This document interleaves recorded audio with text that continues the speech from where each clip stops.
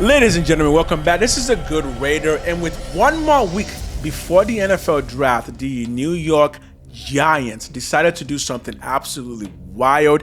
They traded the Bengals for their 10th overall pick. So now New York has 2 picks in the first 10 picks of the NFL draft. So this is going to be a 7-round mock draft of the New York Giants to see how we can improve this team. So with that, we enter the draft simulator.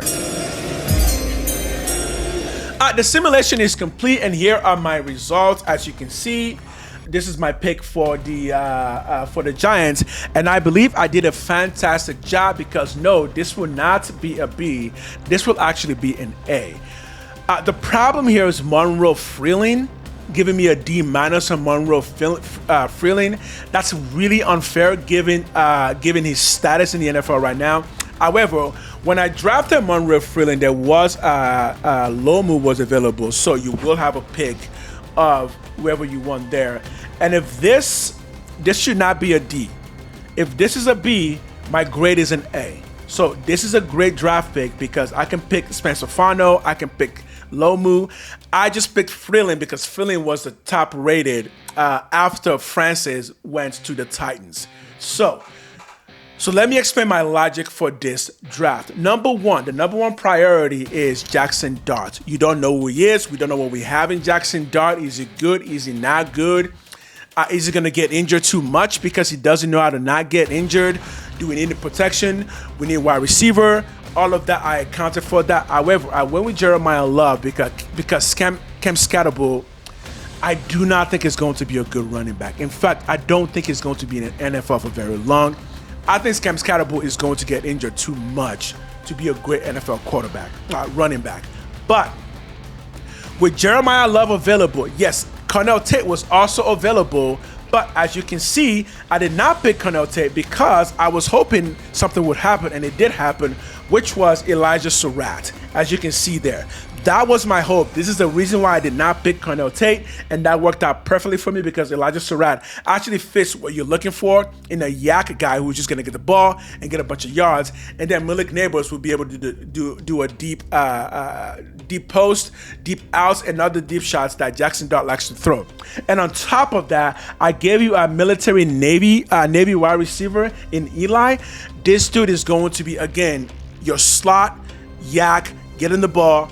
He's going to play the role that Cornell Tate would play. Obviously, he's not as good as Cornell Tate, but with the right schemes, you can have a breakout with this fellow right here. And Elijah Surratt will be your first down, get the ball, get down, move to chains kind of guy, while Malik Neighbors will be your deep threat and pretty much your big game wide receiver.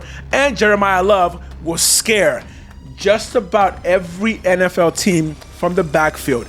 This is what I figured that Jackson Dart needed. And again, Monroe Freeling getting a D-. This is not okay. If this is a B, my grading for you guys is an A. This is a great draft pick. This is probably one of the best you'll ever see for any team. At the third pick, I gave you Kaden McDonald. Why? Well, because you just lost your defensive tackle. So with Kaden McDonald, you hope to refill that space, and I do think that that's going to work out quite well there. And as I said before, Elijah Surratt. And yes, I also know that you needed a linebacker, and yes, in 145, one just happened to come available from Pittsburgh. And if you know anything about Pittsburgh makes really good linebackers. So Kyle Lewis is going to round that out. As I said before, Eli Enderich.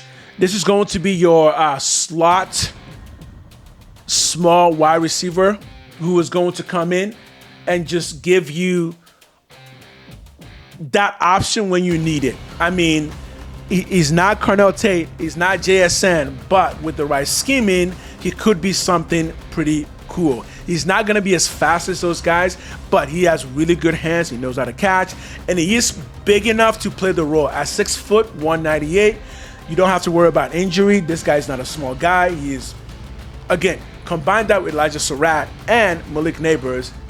I believe this is absolute chef's kiss.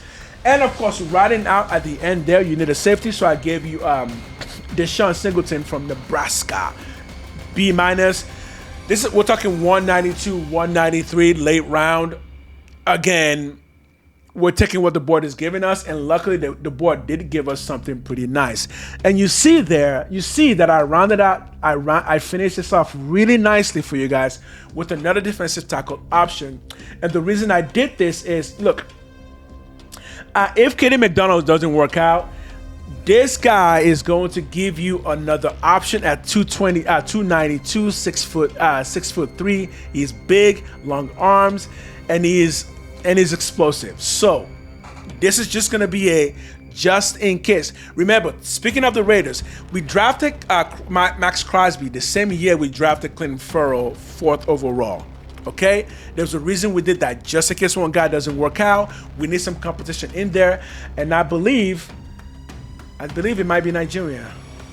On Yedim, it might be Nigerian. This brother right here is going to give Katie McDonald a really good competition, even though Katie McDonald is more of a nose tackle at 320, 326.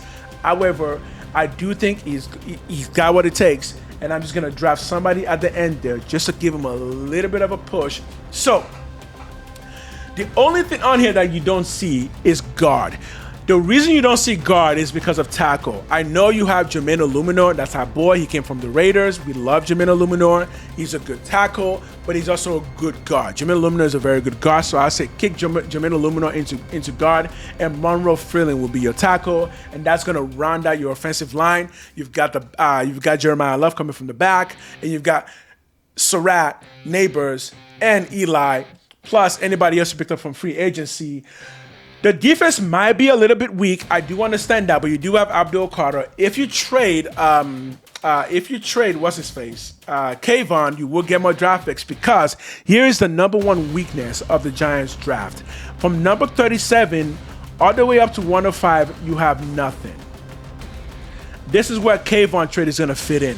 Kayvon trade should be able to net you at least one third rounder and maybe a fourth rounder to kind of fill in this space here, because you don't have anybody between 37 and 105, meaning you don't pick for a very long time. So I could see a trade down for this 37 pick, maybe a trade down for a couple of downs, trade down, and then get a fourth round, just to kind of round that out a little bit better. So I could see that happening. But like I said, this is not a B grade. This is an A grade, because Monroe Freeland should not be a D-. And if he is truly a D-, Caleb Lomu was available and Spencer Farner was available.